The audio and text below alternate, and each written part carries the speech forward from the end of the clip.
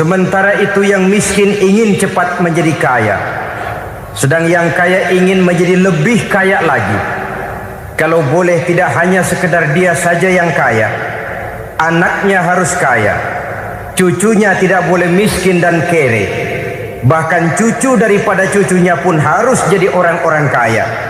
Ini keinginan yang wajar. Setiap orang tua tentu tidak ingin meninggalkan anak cucunya dalam keadaan miskin dan terlunta-lunta. Yang tidak wajar kalau keinginan itu membuat orang lalu menghalalkan segala macam cara, menyalahgunakan fasilitas yang dimilikinya, apalagi kalau dia berada dalam satu posisi di mana seharusnya dia memberikan contoh dan keteladanan.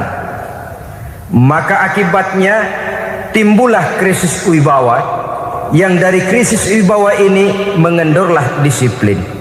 Sesungguhnya orang lalai, orang tidak mau berdisiplin karena di mukanya, di matanya, dalam pandangannya tidak ada lagi orang yang dianggapnya berwibawa.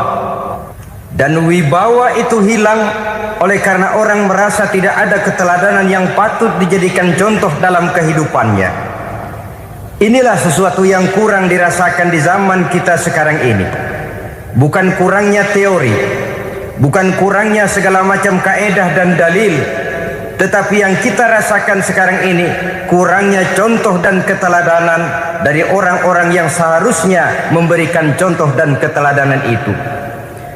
Berangkat dari sejarah dan kehidupan Rasulullah sallallahu alaihi wasallam, keberhasilan yang beliau peroleh, salah satu dasar utamanya ialah satunya kata dan perbuatan. Tidak bermental ganda, tidak bermain minyak di atas air, tidak menggunting dalam lipatan. Lidahnya adalah hatinya, ucapannya adalah perbuatannya, dan apa yang beliau ajarkan kepada orang lain, beliaulah pelaksana pertamanya. Saudara-saudara kaum muslimin rahimakumullah, sementara itu pada sisi lain yang miskin ingin cepat menjadi kaya, maka ia terjebak dalam prinsip tujuan menghalalkan cara apapun saja dilaksanakan asal dia bisa segera menjadi kaya. Maka salah satu jalan yang banyak dilaksanakan orang untuk mencapai kekayaan tanpa harus peras keringat dan banting tulang seperti umumnya orang adalah melalui satu jenis permainan yang umumnya kita kenal dengan nama judi. Ada dua bentuk dan pola daripada judi. Walaupun seiring dengan kemajuan ilmu pengetahuan dan teknologi canggih, peradaban manusia semakin tinggi, maka jenis macam judi yang dimainkan oleh manusia ikut-ikut menjadi canggih. Tetapi pada umumnya ada dua jenis macam judi itu. Pertama, ada judi yang dilakukan secara langsung, dalam arti seorang petaruh berhadapan dengan bandar atau orang berhadapan dengan orang.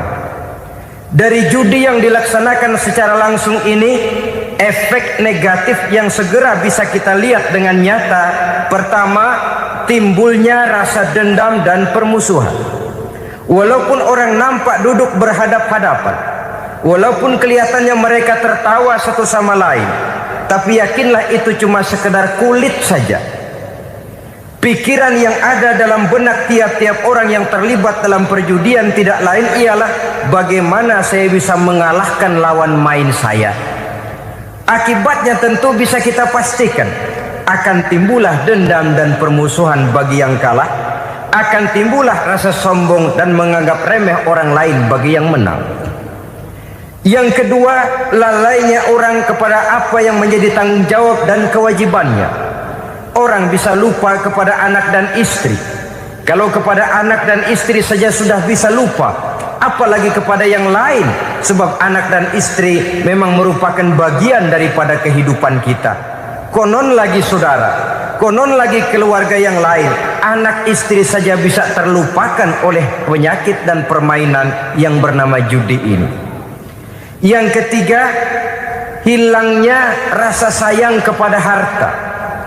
Harta yang didapatnya dengan peras keringat dan banting tulang. Mungkin pergi pagi dan pulang sore. Setibanya dia di meja judi, apalagi uang tadi sudah bertukar dengan dalam bentuk koin, maka rasa sayang kepada harta itu tidak akan pernah ada lagi. Tetapi saudara-saudara, bagaimanapun juga, judi dalam artian langsung semacam ini hanya melibatkan orang-orang tertentu. Artinya selektif. Ada judi yang lebih berbahaya daripada jenis ini, perjudian massal. Taruhlah roulette dan kasino itu judi. Tetapi judi jenis roulette dan kasino ini bahayanya hanya untuk orang-orang tertentu yang memang sudah mapan, kelompok elit. Masa iya bocah angon di kampung main roulette? Apa iya yang tinggal di pinggir kali kenal kasino? Ya entahlah kalau kasino Prambos ya. Dari judi massal semacam ini lahirlah penyakit yang dinamakan tulul amal. Tulul amal, orang yang terlalu panjang angan-angan. Bukan tidak boleh orang bercita-cita, sebab cita-cita itu perlu. Katanya manusia tidak makan masih bisa hidup 1 bulan lebih.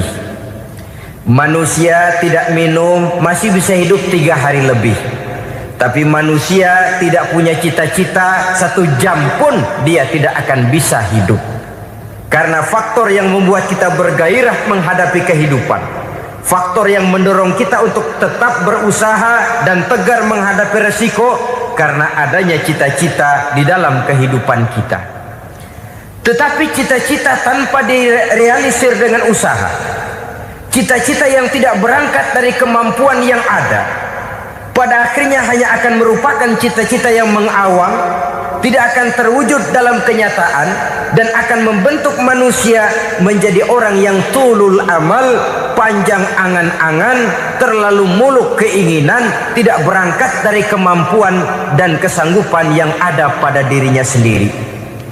Maka penyakit inilah yang telah menghasilkan dan melahirkan penghayal-penghayal kelas berat, tukang-tukang ngelamun kelas tinggi yang hidup di angkasa luar. Dan sejarah belum pernah mencatat ada orang menjadi kaya karena judi, itu belum pernah. Saudara lihat saja orang kaya yang namanya Adnan Khashoggi, orang kaya yang namanya Henry Ford, orang kaya yang namanya Aristotle Onassis, orang kaya yang namanya David Rockefeller. Itu seluruhnya menjadi kaya bukan karena mereka terlibat dalam perjudian, tapi karena kerja keras, peras keringat, banting tulang. Dan itu dimulai sejak mereka masih remaja. Sehingga banyak orang besar yang mulai pekerjaannya dengan menjual koran. Artinya berangkat dari A. Banyak pengusaha mobil yang memulai pekerjaannya dari tukang cuci mobil, tapi lalu bertahap dan tegar menghadapi kenyataan, sehingga proses demi proses dia hadapi dengan tegar, dengan tabah, dengan sabar, dengan ulet, sampai kepada membuahkan hasil. Kita ingin pintas, kayaknya mau, usahanya tidak mau, senengnya mau, peras keringatnya tidak mau. Ini tentunya akan melahirkan kontradiksi di dalam kehidupan.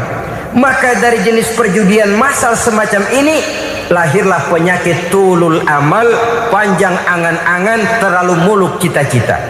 Bayangkan saja kalau ini terjadi secara massal, menimpa nasib rakyat kita di pedesaan yang jauh dari keramaian. Tiap hari mereka didina-bobokkan oleh gambaran tentang akan diperolehnya uang dalam jumlah yang banyak, dengan angka nol yang berentet. Tiap hari mereka melihat angka-angka itu. Mereka lambat laun akan terseret dalam arus tulul amal ini. Panjang angan-angan, muluk cita-cita, hanya dengan mengandalkan meja perjudian. Akibatnya timbul penyakit yang kedua, yang ketiga, yaitu malas berusaha. Orang kalau sudah terlalu asik berkhayal, menghitung bintang di langit, malas berusaha. Kalau ada temannya kerja jadi buruh kasar, bawa hasil yang merupakan jeripaya dan peras keringat dia, 1 minggu bergaji 10-15 ribu, diketawain. Apaan gaji lu 10 ribu 15 ribu, entar gua nih kalau ketembus 100 juta entar. Yang 10 ribu dan 15 ribu keringat orang itu dihina, itu dicela, tetapi dia selalu menghitung, entar nih gua, entarnya wallahu a'lam. Saudara hadirin yang saya muliakan, timbullah sikap malas padahal di tengah negara sedang membangun di berbagai bidang kehidupan. Maka sifat malas ini merupakan musuh kita, baik mengejar kemiskinan, baik mengejar kebodohan dan keterbelakangan kita di sektor-sektor lainnya. Alangkah akan terganggunya roda pembangunan di negara kita ini jikalau sebagian besar rakyat dihinggapi oleh penyakit malas, yang malas ini dilatar belakangi oleh penyakit tulul amal, terlalu muluk angan-angan, yang angan-angan ini dininabobokan oleh keinginan untuk mendapatkan untung yang besar.